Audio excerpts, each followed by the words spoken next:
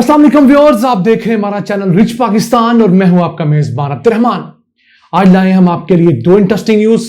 आज की पहली खबर, पाकिस्तान और ईरान के दरमियान लीगल तिजारत के लिए पहली बाज़ाब्ता बॉर्डर मार्केट का इफ्तिताह कर दिया गया है। इस तरह की मजीद 5 बॉर्डर मार्केट्स इस वक्त अंडर कंस्ट्रक्शन है। आपको बताएंगे कि इन बॉर्डर मार्केट्स का क्या फायदा होगा। इससे दोनों मुल्कों के दरमियान मौजूदा तिजारत $2 अरब से बढ़कर $5 अरब होना मुमकिन है। इसके अलावा पाकिस्तान ईरान के दरमियान बिछने वाली नई ट्रांसमिशन लाइन का भी इफ्तिताह किया गया है। उससे इजाफी बिजली मकरान डिवीजन यानी ग्वादर शहर और उसके गिरदोनवा को मुयस्सर आना शुरू हुई है। इसके बाद चलते हैं सऊदीया, जिसने एक रोड टू मक्का प्रोजेक्ट शुरू किया था कि वो मुल्क जहां से बड़ी तादाद में उम्रा और हज करने वाले ज़ायरीन आते हैं, उनको बजाय सऊदी एयरपोर्ट्स के ऊपर इमिग्रेशन और कस्टम की सहूलियात से गुजरना पड़े, स्क्रीनिंग करनी पड़े, इन तमाम हाजियों और उम्रा ज़ायरीन को उनके मुल्कों के अंदर इमिग्रेशन की सहूलत दे दी जाए ताकि वो सऊदीया पहुंचकर बआसानी निकल सकें और वहां पर रश ना हो। तो उस सिलसिले में पहला बाज़ाब्ता एग्रीमेंट साइन हो गया है और इस्लामाबाद एयरपोर्ट से हाजियों की पहली खेप जो है इस सीजन में 26,000 हाजी जाएंगे और उसके दीगर क्या फायदे हैं वो आपको डिस्कस करके बताएंगे। पहले चलते हैं पाकिस्तान ईरान बॉर्डर, जो कि मंडी के लिहाज से मंद पशीन का एरिया बनता है। वहां पर यह पहली बॉर्डर मार्केट खोली गई है। इस बॉर्डर मार्केट पर दोनों तरफ के ताजर अपनी अशिया लाकर बेच सकेंगे या बायलैटरल ट्रेड कर सकेंगे, बार्टर ट्रेड कर सकेंगे।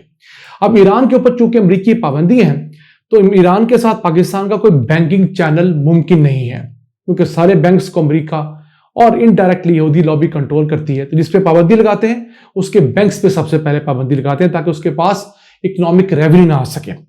तो पाकिस्तान कोई भी रकम ईरान नहीं भेज सकता और ईरान के साथ इस तरह कैश में डील नहीं कर सकता। हाँ, हवाला हुंडी के जरिए ये काम चल रहा है कि पाकिस्तान से डॉलर स्मगल होकर ईरान जाता है, वहां से तेल आता है, खजूर आती है, LPG आती है, बहुत सारी प्रोडक्ट्स आती हैं। तो ये जो बॉर्डर मार्केट्स हैं ये 6 प्लान की गई थी ईरान पाकिस्तान बॉर्डर के ऊपर। इसी तरह की पाकिस्तान अफगानिस्तान बॉर्डर के ऊपर भी 6 बॉर्डर मार्केट्स प्लान की हुई हैं। लेकिन सबसे पहले ये एक खुल गई है जो कि मंद पशीन बॉर्डर है। इसके बाद बकिया 5 भी खुलेंगी।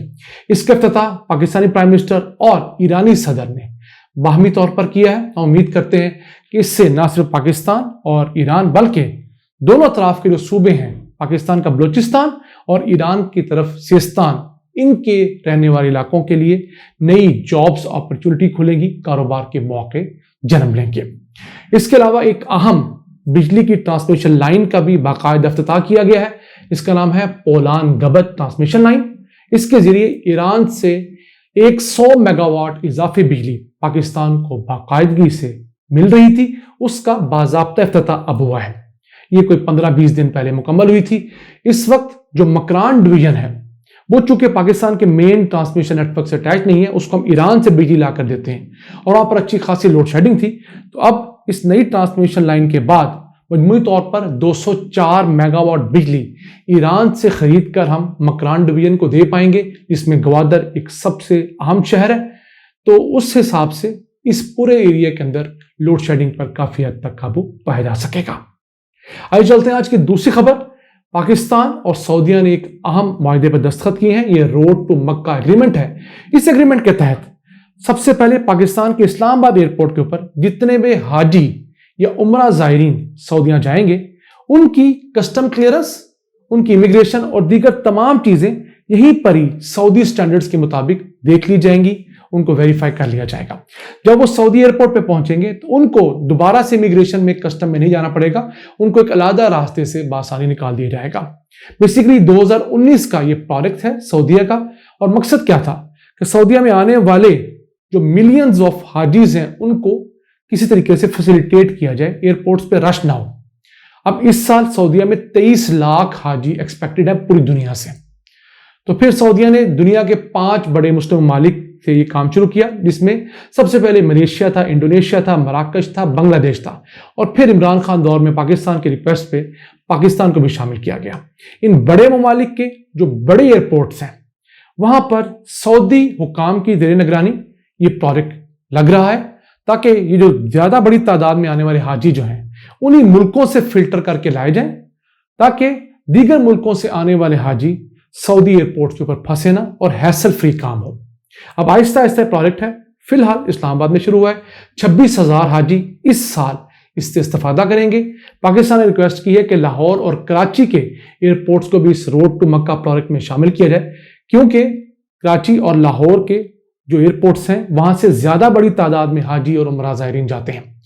تو سعودیہ نے یہ ریکویسٹ مانی ہے اور کہا ہے کہ انشاءاللہ ہم اس کو کنسیڈر کریں گے۔